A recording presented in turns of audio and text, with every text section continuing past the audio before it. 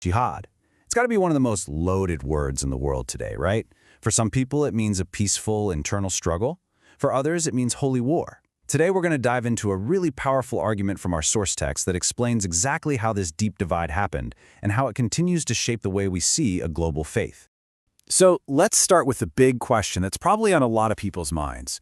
Why is Islam so often linked with violence in the news and in our culture? It's an association that feels almost automatic for many. But is that really the whole story? Well, the source material we're looking at today suggests the answer isn't in the religion's core text, but in a historical power struggle that changed everything. According to our source, this perception of a violent faith isn't rooted in the original message at all. Instead, it argues that this is a massive misrepresentation. It's the result of a deep historical split that essentially politicized the religion for political gain. And this brings us to the absolute heart of the argument, a fundamental conflict between two competing sources of authority.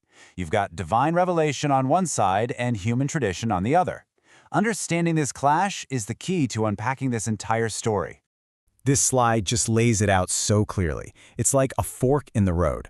On one path, you have the Islam of revelation, which our source says is based squarely on the Quran. It's timeless, and it's focused on big ideas like justice, ethics, and freedom. But then there's the other path, the Islam of tradition. This one draws its power from the hadith, the oral traditions. It's concerned with the here and now, with politics and rituals, and it values obedience over everything else. These aren't just slight differences. They're two completely different ways of seeing the world. And the source really doesn't pull any punches here. It quotes scholars who argue that this tradition-based Islam wasn't just a new interpretation. No, they claim it was, for all intents and purposes, a parallel religion, one that started to aggressively compete with the original message. So, if that's true, how in the world did this religion of tradition become so dominant? Well, our source argues it wasn't an accident. It was a deliberate political project designed to fuse worldly power with religious authority. The source lays out what it calls a three-step theological coup. It's pretty stunning. Step 1, elevate human traditions, the hadith, to the same level as divine revelation. Step 2, argue that these human traditions could actually judge and even override the original scripture, the Quran. And then, the final move, use a clever theological tool to just erase the verses that preached peace and reconciliation. And that key tool had a name: abrogation.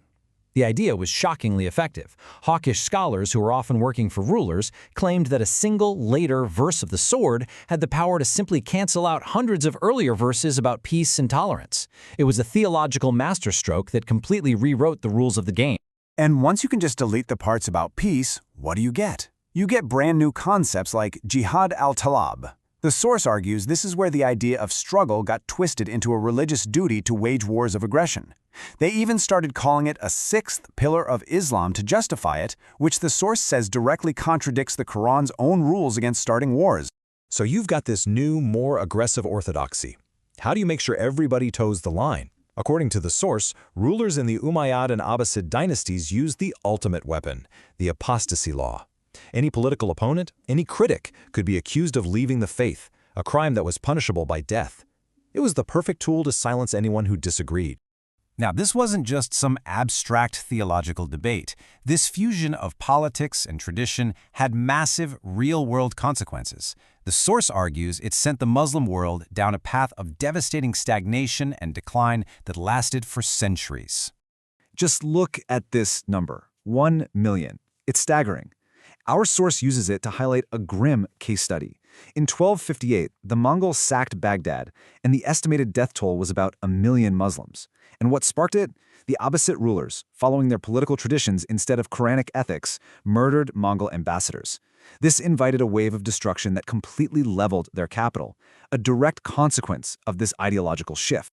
And this wasn't a one-off tragedy.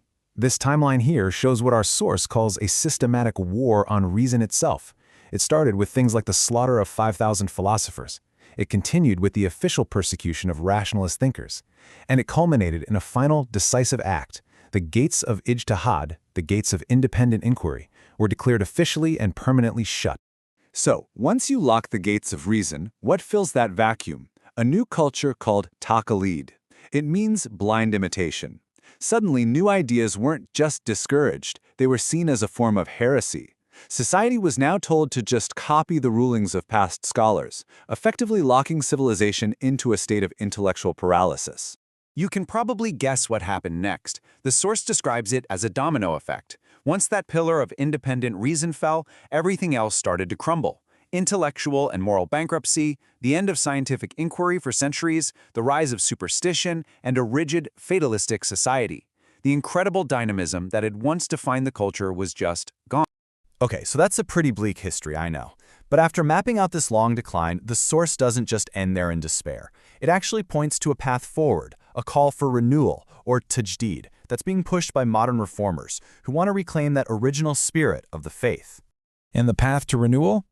Well, it's essentially a direct reversal of that historical takeover we just walked through.